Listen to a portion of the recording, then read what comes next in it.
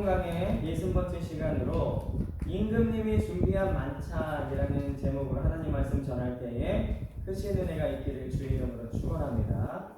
우리 베델교회 성도님들이 다 알고 계시듯이요, 저는 부모님을 일찍 여의었습니다. 그래서 중학교 3학년 때부터 혼자 자취하면서 살았죠.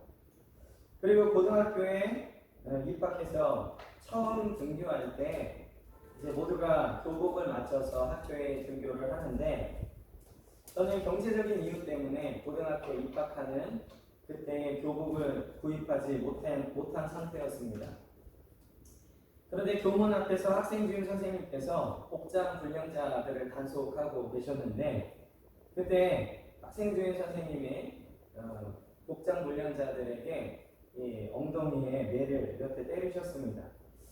근데 다른 친구들은 모르겠는데, 저는 이 경제적인 이유로 교복을 구입하지 못했던 터라 그 매가 굉장히 서러웠습니다.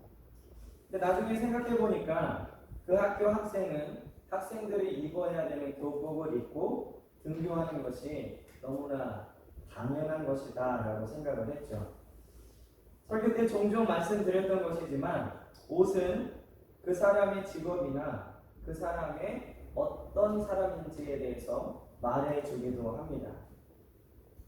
요즘에는 예전에 비해서 많이 자유로워졌지만, 이 결혼식에는 최대한의 격식을 갖춰서 입고 참석을 하게 되죠. 그래서 가끔 신랑과 신부보다 더 화려하게 입고 가서 민폐라는 말을 들을지언정 결혼식에 추리하게 입고 가는 사람들은 없습니다. 오늘 본문에는요, 예수님께서 천국을 혼인잔치를 베푸는 임금님과 같다라고 이렇게 비유를 하시고 계시죠. 혼인잔치이지만 일반인들의 혼인잔치가 아닌 임금님의 아들의 혼인잔치입니다. 천국은 이처럼 임금님이 준비하신 혼인잔치와 같이 기쁨과 행복이 넘치는 곳이다 라고 주님 우리에게 말씀하고 계십니다. 그러나 그 잔치에 초청받은 사람은 들어가지 못하고 오히려 초청받지 않았던 사람들로 그 자리가 채워지고 있다라고 주님이 말씀하셨죠. 오늘 이 임금님의 혼인잔치를 통해서 우리가 받을 은혜는 무엇이냐? 첫째는 임금님이 준비한 혼인잔치에는 반드시 초청받은 사람들이 있다는 겁니다. 오늘 3절에 보니까 이렇게 기록을 하고 있죠. 그 종들을 보내어 그 청한 사람들을 혼인잔치에 오라 하였더니 오기를 싫어하거늘. 이 잔치 중에서 가장 으뜸인 잔치가 어떤 거라고 생각하십니까? 돌잔치도 있고 회갑잔치, 칠순잔치, 여러 가지 잔치들이 있지만 예나 지금이나 가장 크고 화려한 것은 바로 혼인잔치입니다. 천국은 잔치하는 곳입니다. 잔치 자리에는 기쁨만 있고 넉넉함이 있죠. 천국은 그렇게 잔치하는 곳이고, 그 잔치를 베푸신 것이 누구시냐? 바로 임금님입니다. 임금이 베푼 잔치는 그 화려함이나 기쁨이 일반 잔치와는 비교도 되지 않을 만큼 큰 것이죠. 천국을 통해 주시는 기쁨은 우리가 상상할 수 없을 만큼 놀라운 것이 준비되어 있을 줄 믿습니다. 이 세상 임금도 잔치를 준비하려고 하면 화려하고 성대하게 준비하는데, 하물며 온 우주의 주인이신 하나님께서 준비하신 천국은 어떠하겠는가? 우리가 어떤 상상을 하고 어떤 기대를 하던 그 이상일 것입니다. 천국이 얼마나 멋진 곳인지 천국을 경험한 바울은 고린도후서 12장 4절에서 이렇게 기록을 하고 있습니다. 그가 낙원으로 이끌려가서 말로 표현할 수 없는 말을 들었으니 사람이 가히 이르지 못할 말이로다. 이 바울은 고린도후서에서 자기가 경험한 일을 겸손하게 표현하기 위해서 이 천국에 갔다 온 자신의 경험을 마치 다른 사람이 갔다 온 것을 들은 것처럼 표현을 하고 있는데, 낙원에 가서 여러 가지 말을 듣고 낙원을 갔는데 사람의 말로는 표현할 수 없을 만큼 놀라운 곳이었다라고 이렇게 고린도후서에 기록을 하고 있습니다. 임금 중에 임금 되시는 하나님께서 준비하신 혼인잔치는 놀라움과 기쁨의 연속일 것입니다. 그렇다면 이 임금님의 아들의 혼인잔치는 무엇을 의미하고 있는가? 그것은 하나님의 아들이시며 신랑 되시는 예수님과 그의 정결한 신부인 교회를 뜻하는 것이죠. 천국에서 벌어지는 혼인잔치는 순결한 신부로서의 교회, 즉 주님의 몸된 교회 안에 있는 사람들에게 임할 기쁨과 행복인 것입니다. 요한계시록 21장 9절에 보면요, 7 대접을 가지고 마지막 7 재앙을 담은 7 천사 중 하나가 나와서 내게 말하여 이르되 이리 오라, 내가 신부 곧 어린 양의 아내를 내게 보이리라 하고, 이 요한계시록 21장에 보면 이 주님의 신부되는 교회를 어린 양의 아내다라고 이렇게 기록을 하고 있습니다. 하나님께서는 천국을 이렇게 잔치하는 곳으로 예비하신 줄을 믿습니다. 우리는 그리스도의 정결한 신부로 그리스도를 맞이하게 될 것입니다. 임금이 준비한 잔치를 통해서 그 잔치에 걸맞는 사람들을 초청하셨던 것처럼 오늘 나오는 임금님도 아들의 혼인잔치에 사람들을 초청하였습니다. 임금님이 사람들을 잔치에 초청하시는 이유는 무엇이냐? 바로 그 기쁨을 같이 나누고자 하는 것이죠. 이게 잔치의 목적입니다. 세상 임금이 베푸는 잔치의 기쁨은 일시적이고 유한하지만 천국의 기쁨은 영원한 것입니다. 하나님은 그 기쁨을 나누고자 하십니다. 그래서 그 기쁨을 나누기 위해서 사람들을 초청하고 그 종들을 보내신 것이죠. 그러나 오늘 3절에 읽었지만 우리의 예상과는 다르게 초청받은 사람들은 그 기쁨을 거절하고 각자의 볼일을 보러 갔습니다. 여기서 우리가 알아야 할 중요한 사실이 하나가 있는데, 하나님의 부르심에 우리가 응답하지 못하는 이유 중에 가장 큰 것은 자기의 일이 너무 바쁘기 때문이라는 거죠. 임금님의 종들이 전해준 초청의 메시지를 거절한 이유가 바로 자신들의 볼일 때문이었습니다. 오늘 이 말씀에 이 임금님의 성품이 잘 나와 있는데, 이렇게 엄명을 거절한 사람들에게 5절에 보면 종들을 다시 보내서 초청하십니다. 5절에 보니까 4절에 보면 다시 다른 종들을 보내며 이르되 청한 사람에게 이르기를 내가 오찬을 준비하되 나의 소와 살찐 짐승을 잡고 모든 것을 갖추었으니 혼인잔치에 오셔서 하라 하였더니 5절에 보면 그들이 돌아보지도 않고 이렇게 기록을 하고 있죠. 보통 엄명은 어길 수 없는 것입니다. 그런데 처음에 종들을 보냈는데 이들이 거절을 했죠. 그러니까 주님, 임금 되시는 이 주인께서 다시 한번 종들을 보냈습니다. 그런데 그들은 돌아보지 않았다는 거죠. 하나님께서는 이렇게 계속해서 우리를 부르십니다. 계속해서 복음을 들을 기회를 주신다는 것이죠. 그러나 복음을 접한 사람들의 반응은 어떠했느냐? 돌아보지도 않았다는 겁니다. 임금님의 메시지에 돌아보지도 않고 반응을 하고 있습니다. 그러면 그들은 돌아보지 않고 지금 임금님의 메시지를 듣고 있으면서 어디를 바라보고 있느냐? 바로 5절에 있는 것처럼 자신들의 밭, 자신들의 사업을 바라보고 있다는 것이죠. 그리고 그 나머지 사람들은 임금님들의 종들을 잡아 모욕하고 죽였습니다. 그들은 놀라운 임금의 잔치에 초청된 영광스러운 사람들이었지만 자기의 일만 바라보고 있다가 그 소중한 기회를 놓친 사람들입니다. 그들이 이 소중한 기회를 놓친 이유는 단 한 가지죠. 우리 한때 유행했던 영화의 대사처럼 무엇이 중요한디 이런 얘기가 있었잖아요. 어떤 것이 더 소중하고 중요한 것인지 몰랐던 것입니다. 밭을 가는 것보다, 사업을 하는 것보다 임금님의 초청에 응하는 것이 더 중요하고 소중한 것인지 깨닫지 못했기 때문에 기회를 잃은 것입니다. 만약에 대통령이 여러분들을 청와대로 초청을 했습니다. 그렇다면 여러분들이 사업 때문에 못 가겠는데요. 밭을 갈아야 되기 때문에 못 가겠는데요. 거절할 사람이 얼마나 되겠습니까?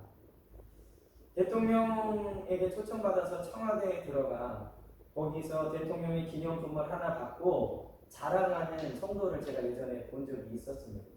뭐 중요한 것도 아니고요. 뭐 볼펜 같은 그런 거였는데 집안에 가보라고 자랑하시더라고요. 이렇게 대통령이 초청해도 모든 것을 마다하고 거기에 최우선순위로 둘 텐데 임금이 초청한 그 초청에 자기의 일 때문에 거절한 사람들이 있다는 것입니다. 비록 우리는 지금 온라인으로 예배를 드리고 예전과 같이 모임이 자유롭지는 못하지만 이럴 때일수록 우리는 더욱 주님의 말씀에 귀를 기울이고 주님의 뜻대로 순종하는 사람들이 되어야 될 줄 믿습니다. 이 초청을 거절한 그들에 대한 평가는 무엇이냐? 8절에 보면 이에 종들에게 이르되 혼인잔치는 준비되었으나 청한 사람들은 합당하지 아니하니 그들은 이 잔치에 들어오기에 합당하지 않다라는 평가를 받았습니다. 임금님이 준비한 만찬에 맞지 않는 자라는 평가를 받고 임금님의 종들을 죽인 자들은 7절에 보면 진멸을 당하게 되어 있습니다. 이게 임금님의 초청을 거절한 사람들이 당할 운명이라는 것이죠. 오늘 이것을 우리에게 적용해 본다면 하나님께서는 우리를 사랑하셔서 그 아들 예수 그리스도를 십자가에 죽게 하셨습니다. 그리고 그를 믿는 자들은 모두 사랑한다. 모두 영생을 얻게 될 것이다. 라고 이런 하나님의 초청의 메시지를 전해도 듣지 않는 자들이 있죠. 돌아보지도 않고 복음에 대해서 돌아보지도 않고 자기 일에만 매진하는 사람들의 최후는 7절과 같이 진멸당하고 영원한 형벌에 처해지게 될 것입니다. 그러므로 우리는 기회가 있을 때 말씀을 우선순위로 정하고 그 말씀대로 살아 주님이 우리에게 주시는 메시지에 귀를 기울이고 날마다 주님이 말씀하실 때 그 말씀을 향해 돌아볼 수 있는 우리 베델교회 성도님들 되시기를 주 이름으로 간절히 축원합니다. 두 번째로는 임금님이 다시 초청한 사람들입니다. 오늘 9절과 10절에 보면요. 내 거리 길에 가서 사람을 만나는 대로 혼인잔치에 청하여 오라 하는데 종들이 길에 나가 악한 자나 선한 자나 만나는 대로 모두 데려오니 혼인잔치에 손님들이 가득한지라 이렇게 기록을 하고 있죠. 이렇게 초청된 사람들의 거절로 인해서 이 임금은 종들에게 새로운 명령을 내리십니다. 내 거리 길가에 가서 만나는 대로 청하여 데려오라. 여기서 주의 종들의 사명이 무엇인지 알 수 있죠. 만나는 대로 혼인잔치에 초청하는 것이 종들의 사명입니다. 사명을 받은 종들은 음식이 몇 인분 준비되었는가, 어떤 수준의 사람을 어떻게 불러야 하는가 생각할 필요가 없습니다. 만나는 대로 아무나 초청하면 되는 것입니다. 임금님 잔치에 참여할 자격과 상관없이 남녀노소 누구나 오라. 예전에 제가 필리핀에 있을 때 이 신천지에 대해서 좀 들은 게 있는데 신천지의 그 가리키는 교리 중에 하나가 장애인, 노인, 가난한 자들은 데리고 오지 말라 이런 얘기가 있다고 합니다. 성경에는요 구원받은 백성은 어느 누구나 오라 이렇게 말하고 있다는 것이죠. 이것은 두말할 것 없이 이방인들을 부르시는 하나님의 은혜라는 겁니다. 길거리에서 부름받은 사람들을 통해서 오늘 우리가 받을 은혜는 무엇이냐? 첫째는 그것은 뜻밖의 일이었다는 것입니다. 임금님의 입장에서 볼 때는 계획된 일이었지만 거리에 서 있던 사람들은 임금님의 잔치와 전혀 상관없는 사람들이었죠. 길거리에서 노숙하던 사람이 임금님의 잔치에 초대를 받았다면 그것은 그 사람에게 뜻밖의 일이 되는 것입니다. 하나님은 오래전부터 우리를 구원하실 계획이 있으셨지만 복음을 알기 전에 우상을 섬기던 우리들에게는 뜻밖의 일, 바로 한량없는 은혜라는 것이죠. 매일 피죽만 먹다가 뜻밖의 초청으로 임금님의 만찬을 먹게 된 이 초청받은 사람들처럼 지옥 멸망이 예비되어 있었던 우리에게 뜻밖의 은혜가 임하게 된 것입니다. 자격 없고 하나님과 상관없는 우리들이었지만 부르심을 받은 사람들이라는 거죠. 어떤 사람들이 그 잔치에 초대를 받는가, 그 잔치에 어떤 사람들이 오는가가 그 잔치의 격을 말합니다. 놀랍게도 하나님은 우리같이 연약하고 죄 많은 자들로 천국을 채우려고 하신다는 거죠. 그 높은 사람들이 모이는 잔치에는 그와 상관된 사람들이 모이게 되어 있죠. 아무나 갈 수 없습니다. 하나님이 계신 천국은 그러한 사람들이 가야 되는 곳인데 하나님의 놀라운 은혜로 말미암아 아무나 믿음으로 들어갈 수 있게 됐다는 것입니다. 우리는 우리의 계획이 없던 뜻밖의 은혜를 경험한 사람들인 줄 믿습니다. 오늘 길거리에서 부름받은 사람들을 통해서 받을 두 번째 은혜는 이 초청은 보편적이고 구별이 없는 은혜라는 겁니다. 이것에 대해서 매튜엘리라는 그 신학자는 이렇게 주석을 했는데요. 고귀한 자나 비천한 자, 부자나 가난한 자, 속박자나 자유자나, 젊은이나 늙은이, 유대인이나 이방인인 그런 사람들을 막론하고 초청하라. 그들로 하여금 복음의 때에 복음의 특권을 누리기 위해 올 것을 말하도록 하라. 누구든지 오려고 하면 예외 없이 오도록 하라. 이렇게 주석을 하고 있습니다. 임금님이 부르신 사람들은 소위 말해서 아무나입니다. 종들이 길가에서 만난 사람은 오늘 10절에 있는 것처럼 악한 자나 선한 자나 모두 데려왔습니다. 가끔 전도를 하다 보면 교회를 내가 지은 죄가 너무 많아서 못 가겠다라고 거절하는 사람들이 있습니다. 교회는 지은 죄가 많기 때문에 와야 되는 곳입니다. 예수님도 그러셨죠. 의인이 이 아픈 자를 위해서 있는 것이지 건강한 자를 위해서는 의원이 쓸데없다. 하나님께서 우리에게 구원을 베푸실 때에는 자격을 보시지 않습니다. 어떤 특정인들만 구원받도록 하지 않으셨습니다. 세상에서 권세자들이나 지혜자들만 부르지 않으셨다는 것이죠. 그렇기 때문에 가장 공평한 조건이 바로 믿음입니다. 믿음은 누구나 가질 수 있죠. 믿기만 하면 누구든지 구원을 받는 것입니다. 그러나 만약에 구원의 조건이 있다면 많은 사람들이 탈락할 것입니다. 일반적으로 우리에게 은혜를 베푸시고 우리에게 그 우리를 잔치에 부르셨다는 겁니다.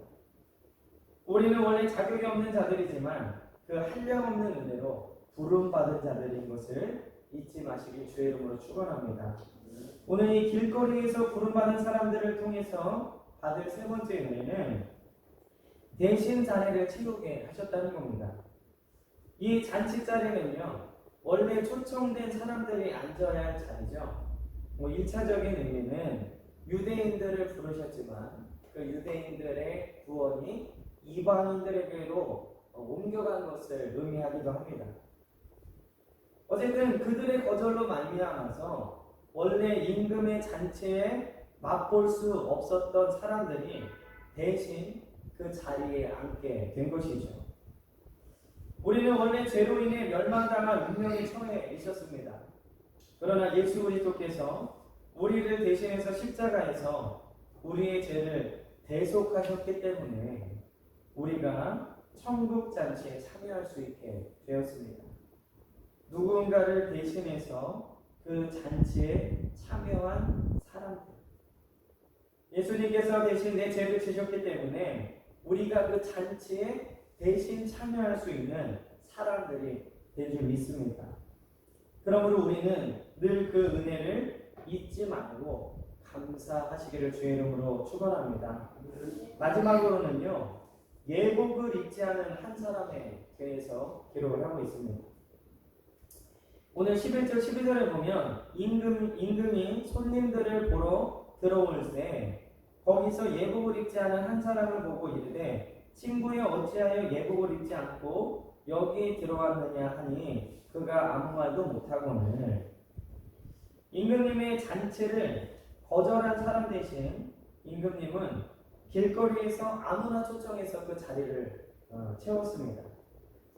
아무나 초청해서 들어올 수 있는 것과 누구든지 올 수 있는 것과 그 잔치에 맞는 예복을 입는 것은 다른 것입니다. 아무나 올 수 있다고 해서 아무렇게나 입고 와야 되는 것은 아니라는 거죠. 예복을 입었다는 것은 부른 사람에 대한 예의. 오늘 예복을 입지 않고 잔치에 참석한 사람이 나오죠. 근데 그 뒤에 보면 이 예복을 입고 입지 않고 온 사람을 임금님이 그 잔치에서 쫓아내십니다. 오늘 이 예복을 입지 않은 사람들을 통해서 우리가 받을 은혜는 무엇이냐? 첫째는 임금님이 손님들을 보러 오시기 전까지는 예복을 입지 않은 것이 발견되지 않았다는 것입니다. 오늘 11절에 보면 임금이 손님들을 보러 들어올 때, 그러니까 그때까지는 예복을 입지 않은 사람이 눈에 띄지 않았다는 거예요. 근데 이 임금이 들어오는 순간 예복을 입지 않은 사람이 발견되어지고 드러났다는 것이죠. 누가 진심으로 신앙 고백을 하는지 혹은 그렇지 않은지를 알고 계신 분은 오직 하나님뿐이신 줄 믿습니다. 이 예복을 입지 않은 사람은요, 교회 안에 있지만 교회에 속하지 않은 사람이고 살았다 하는 이름은 가지고 있지만 실상은 죽어있는 사람들입니다. 그들은 잔치에 함께 모여있던 사람들 중에 하나라는 것이죠. 그리스도로 말미암아 구원에 이르지 못한 자들은 신앙 고백하기를 거절하는 사람들과 또한 건전한 마음으로 신앙 고백을 하지 않는 자들입니다. 즉 처음에 초청됐던 자들은 신앙 고백을 하지 않은 자들, 그리고 이 초청에 응하긴 했지만 이 예복을 입지 않은 진정으로 신앙 고백을 하지 않는 자들을 말하는 것이죠. 그러기에 하나님 앞에서는 진정한 믿음의 사람이 누구였는지는 하나님 앞에 섰을 때에 비로소 드러나게 되는 것입니다. 지금 우리는 예복을 입었는지 잔치에 초대되어 왔지만 예복을 입지 않았는지 우리끼리는 서로 알 수 없습니다. 하지만 임금이 잔치에 오셔서 손님들을 보고 난 후에는 분명히 드러나게 될 것입니다. 오늘 이 예복을 입지 않은 사람들을 통해서 우리가 받을 두 번째 은혜는, 그러므로 우리는 천국에 합당한 예복을 입어야 합니다. 이 천국에 합당한 옷은 무엇인가? 그것은 예수 그리스도의 흠없는 보혈로 죄의 씻음을 받는 것입니다. 그리고 죄 씻음을 받고 말씀대로 사는 성도의 삶입니다. 요한계시록 19장 8절에 보면요, 그에게 빛나고 깨끗한 세마포 옷을 입도록 허락하셨으니 이 세마포 옷은 성도들의 옳은 행실이로다. 이 주님께 구원받고 구별된 사람들, 거룩한 성도들이 세마포 옷을 천국에서 입게 되는데 그 옷은 성도들의 옳은 행실이라고 기록하고 있습니다. 천국에서 성도들이 입을 옷은 바로 올바른 행위라는 것이죠. 즉 말로만 고백하고 신앙대로 살지 않은 사람들은 예복을 입지 못한 사람들입니다. 예수 그리스도의 거룩한 보혈로 씻음을 받은 자들은 그 삶이 반드시 변하게 되어 있습니다. 지난주에도 전했던 바와 같이 행함이 있는 믿음으로 살게 되어 있다는 것이죠. 예수 그리스도를 사랑한다고 말하면서 마음은 그와 함께 있지 않은 거짓된 사람들이 교회 안에 있다는 것입니다. 이런 사람들은 잔치에는 들어왔지만 예복을 입지 않는 사람들입니다. 이런 사람들은 그 잔치에서 내어 쫓겨난다는 것이죠. 가룟 유다는 예수님과 3년을 동행했지만 그 예복을 입지 못했기 때문에 멸망을 당하게 됐습니다. 교회만 다니고 천국에 합당한 예복을 입지 못한 사람들은 이렇게 안타까운 일을 당하게 됩니다. 그러므로 나는 복음에 합당한 예복을 입었는가? 진정 예수 그리스도의 보혈로 제 씻음을 받았는가? 그리고 거기에 합당한 성도들의 올바른 행실의 세마포 옷을 입었는가를 늘 점검하셔야 합니다. 물론 사람마다 변화가 빠른 사람들이 있고 변화가 더딘 사람들이 있죠. 그러나 속도의 문제가 아니라 변화가 없는 것이 문제라는 것입니다. 그러므로 우리 요한계시록 19장 8절의 말씀을 잘 기억해야 됩니다. 깨끗한 세마포 옷을 입도록 허락하셨으니 이 세마포 옷은 성도들의 옳은 행실이로다. 오늘 우리의 삶에 말씀을 통해 변화가 있다면 우리는 그 세마포 옷을 지어가는 과정에 있는 것이고, 그렇지 않다면 우리는 예복을 입지 않은 자들이 될 수 있다는 것을 기억하시고 말씀을 통해 삶이 변화되시는 우리 베델교회 성도님들 되시길 주의 이름으로 축원합니다. 오늘 이 길거리에서 부름받은 사람들을 예복을 입지 않은 사람을 통해서 받을 수 있는 세 번째 은혜는 청함을 받은 자는 많되 택함을 받은 자는 적다입니다. 오늘 14절에 보면 이렇게 기록하고 있죠. 청함을 받은 자는 많되 택함을 입은 자는 적으니라. 혼인잔치에 부름받은 많은 사람들 중에서 그것을 경시하고 오히려 자신의 일을 더 좋아해서 택함을 받지 못한 사람들이 있죠. 첫 번째 청함을 받은 사람들입니다. 이 사람들은 복음의 소식을 듣고 거절하여서 잔치에 들어와 보지도 못했던 처음에 초청받은 사람들입니다. 그 다음에 신앙 고백을 하였으면서도 그 영혼의 기질과 그 회심의 경향들이, 그러니까 즉 삶의 변화가 이 말씀과 정반대되는 그런 사람들이 있죠. 이 사람들은 잔치에는 들어왔지만 진정한 신앙 고백을 하지 않고 말씀으로 삶이 변화되지 않는 예복을 입지 않은 사람들입니다. 이 모든 초청을 거절한 사람과 잔치에는 들어왔지만 예복을 입지 않은 사람들을 모두 제쳐놓는다면 실제로 그 잔치에 참여해서 택함을 받은 사람들은 매우 적다는 사실을 발견할 수 있습니다. 혼인잔치에 청함을 받은 사람들은 많지만 혼인예복, 즉 성령이 거룩케 하심으로 구원받게 되는 선택받은 자들은 매우 적다라는 사실이죠. 이것이 곧 찾는 이가 적은 좁은 문과 좁은 길의 의미입니다. 청함을 받은 사람은 많죠. 복음을 들은 사람은 많이 있습니다. 그러나 그 복음을 거절한 사람들이 대부분이죠. 또한 그 복음을 받아들이고 잔치 자리에는 들어왔지만 예복을 입지 않아서 택함 받지 못한 사람들이 또 많이 있다는 것입니다. 결국 첫 번째 거절한 사람과 잔치 자리에는 왔지만 쫓겨난 사람들을 제외하면 택함 받은 사람들의 수는 굉장히 적다는 것을 알 수 있습니다. 그러므로 우리는 청함을 받는 것과 택함 받는 것을 잘 이해하셔야 됩니다. 많은 사람들이 청함받은 것을 구원받았다라고 생각을 하고 교회의 명부에 이름을 올리면 자동으로 천국에 간다라고 생각하고 이 세상에서 마음대로 살아가고 있다는 것이죠. 하지만 우리가 계속 마태복음 강의에서 살펴보고 있지만 우리 주님께서 말씀하신 구원은 좁은 문, 좁은 길이라는 것을 이해하셔야 합니다. 그러므로 우리는 믿음으로 구원을 받는데 이 이신칭의 개념을 정확하게 알아야 합니다. 구원은 예수 그리스도의 십자가의 공로로 받게 되죠. 그러나 그 이후에 아무런 변화 없이 말씀과 상관없이 살아도 구원받는다는 것은 아니라는 겁니다. 행위로 구원받는 것은 아닙니다. 예수 그리스도의 십자가의 공로로 구원을 받죠. 그러나 그 공로를 정말로 믿는 사람은 절대로 아무렇게나 살지 않는다는 겁니다.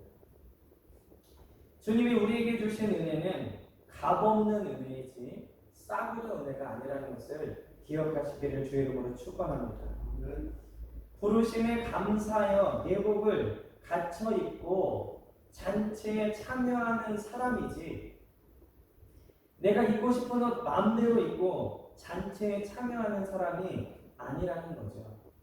예복을 입은 사람은 말씀에 따라 변화되고 살아가는 사람이고 내가 입고 싶은 옷 마음대로 입는 사람이 바로 교회 안에는 들어왔지만 내 마음대로 사는 사람입니다. 그러므로 우리는 오늘 이 말씀을 기억하면서 말씀으로 삶을 변화받고 거룩한 성도의 그 행실로 짜여진 세마포 옷을 입는 귀한 에덴교회 성도들 되시기를 주의 이름으로 간절히 축원합니다. 기도하겠습니다.